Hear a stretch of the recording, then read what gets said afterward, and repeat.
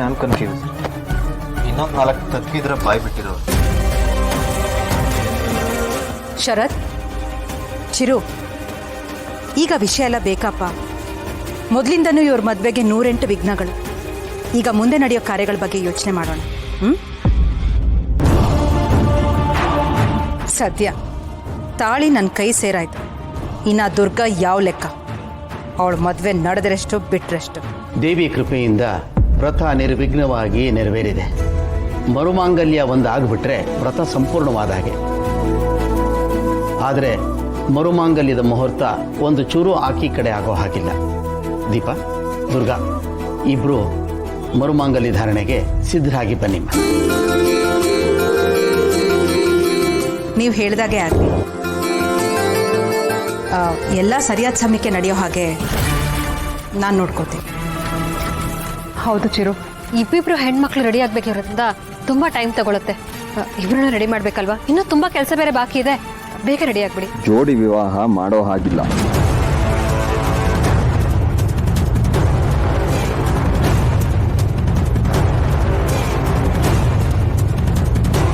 ಯಾಕೆ ಪುರೋಹಿತ್ರೆ, ಏನೇ ಮಾತೇನಾರ್ಥ?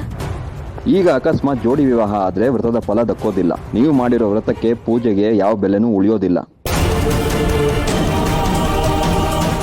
ಹಾಗಾದ್ರೆ ಅದಕ್ಕೆ ಪರಿಹಾರ ಏನು? ಮರುಮಾಂಗಲ್ಯ ಆದ್ರೆ ಮಾತ್ರ ವ್ರತ ಸಂಪೂರ್ಣ ಆಗೋದಲ್ವಾ? ಹಾಗೇನಿಲ್ಲ. ಇವತ್ತು ಶರತ್ ಮತ್ತೆ ದುರ್ಗಾ ಮರುಮಾಂಗಲ್ಯ ನಡೀಲಿ. ಯಾಕೆಂದ್ರೆ ಅವರಿನ್ನು ಹೊಸ ಜೋಡಿಗಳು. ಮದುವೆಲೂ ಯಾವ ಶಾಸ್ತ್ರನೂ ಆಗಿರಲಿಲ್ಲ. ಚಿರಾಗ್ ದೀಪ ಮರುಮಾಂಗಲ್ಯಕ್ಕೆ ಇನ್ನು 3 ದಿನದ ನಂತರ ಒಂದು ಮುಹೂರ್ತ ಇದೆ. ಅಲ್ಲ, ಚಿರು ಮತ್ತೆ ದೀಪ ಮರುಮಾಂಗಲ್ಯ ಆಗಲಿಲ್ಲ ಅಂದ್ರೆ ವ್ರತ ಹೇಗೆ ಕಂಪ್ಲೀಟ್ ಆಗುತ್ತೆ? ಪರವಾಗಿಲ್ಲ ಅಣ್ಣ, ಇವತ್ತು ಮುಹೂರ್ತ ಒಳ್ಳೇದಿದೆ. ಇನ್ನು 3 ದಿನ ಬಿಟ್ಟು ಇನ್ನೊಂದು ಒಳ್ಳೆ ಮುಹೂರ್ತ ಇರತ್ತಲ್ವಾ? ಆಗ ನಾನು ಹಸ್ಬೆಂಡು ಮದುವೆ ಮಾಡ್ಕೊಂಡ್ರೆ ಆಯ್ತು.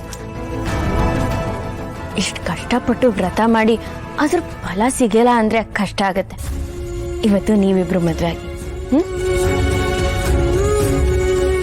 ನಿಮ್ಮಿಬ್ರು ಮಗಳು ನಿಮಗೋಸ್ಕರ ಕಾಯ್ತಿರ್ತಾಳೆ. ಹೌದು, ಇನ್ 3 ದಿನ ಅಷ್ಟೇ ತಾನೆ. ನಾವೆಲ್ಲರೂ ಸಿಗೋದಕ್ಕೆ ಏನೊಂದು ಕಾರಣ ಸಿಕ್ತು.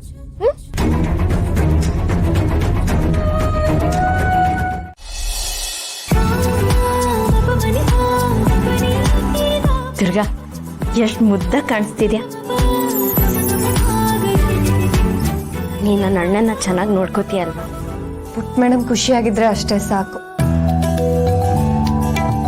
ಅದ್ ಸರಿ, ಮದ್ವೆ ಸೀರೆಯಲ್ಲಿ? ಮದ್ವೆ ಸೀರೆ ready. Durga, you are looking so beautiful. ಈ ಸೀರೆ ಉಟ್ಕೊಂಡ್ರೆ ಇನ್ನೂ ಸುಂದರವಾಗಿ ಕಾಣಿಸ್ತೀಯ.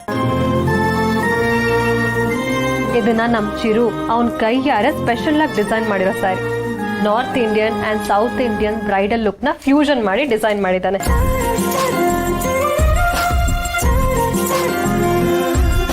ಅವನ್ ತಂಗಿ ದುರ್ಗಾ ಮದ್ವೆಯಲ್ಲಿ ಇದೇ ಸೀರೆ ಉಟ್ಕೋಬೇಕು ಅನ್ನೋದೇ ಅವನ ಆಸೆ.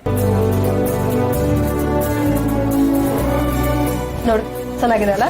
ಸೀರೆ ತುಂಬಾ ಚೆನ್ನಾಗಿದೆ ಅಲ್ವಾ ದೀಪಾ? ಹ್ಞೂ ಅಕ್ಕ, ನನ್ನ ಹಸ್ಬೆಂಡು ಈ ಬಣ್ಣ ದುರ್ಗನ್ ಮೇಲೆ ತುಂಬಾ ಚೆನ್ನಾಗಿ ಕಾಣಿಸುತ್ತೆ ಅಂತಾನೆ ಇದನ್ನ ರೆಡಿ ಮಾಡಿಸಿದಂತೆ.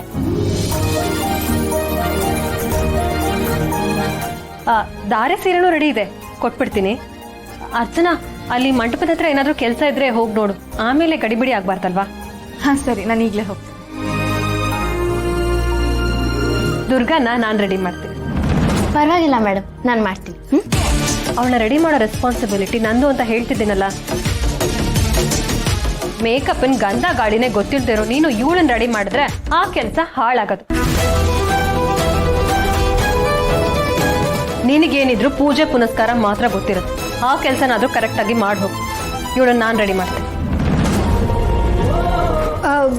ಮೇಡಮ್ ಪರವಾಗಿಲ್ಲ ಮೇಡಮ್. ದುರ್ಗಾ, ಇವಳು ಹಳ್ಳಿಗೆ ಹೋಗು. ಇವಳಿಗೆ ಇದ್ರ ಬಗ್ಗೆ ಏನೂ ಜ್ಞಾನನೇ ಇಲ್ಲ. ನಾನು ರೆಡಿ ಮಾಡ್ತೀನಿ ಅಂತ ಹೇಳಿದ್ನಲ್ಲ. ನೀನೇನು ಇನ್ನೂ ಇಲ್ಲೇ ನಿಂತಿದ್ಯಾ? ಹೋಗು ಅಂತ ಹೇಳಿದೆ ತಾನೆ.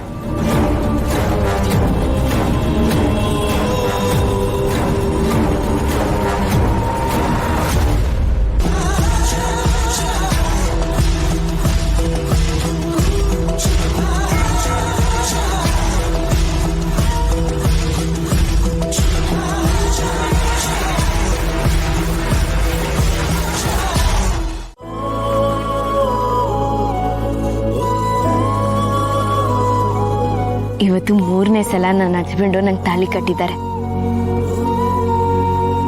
ಮತ್ತೊಂದ್ಸಲ ಕರ್ತವ್ಯ ನಿಭಾಯಿಸಕ್ ಕಟ್ಟಿದ್ರು. ಈಗ ಎಲ್ರೂ ಮುಂದೆ.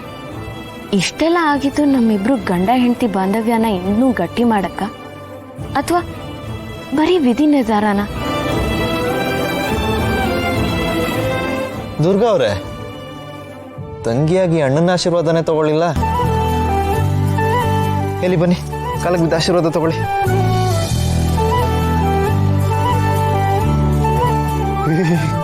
ಸುಮ್ಮನೆ ತಮಾಷೆಗಳಿದ್ದು ಕೂತ್ಕೊಳ್ಳಿ, ನೀವು ಒಳ್ಳೆ. ಆ ದೇವರ ಆಶೀರ್ವಾದ ಯಾವಾಗಲೂ ನಿಮ್ಮಿಬ್ಬರ ಮೇಲಿದ್ರೆ ಅಷ್ಟು ಸಾಕು.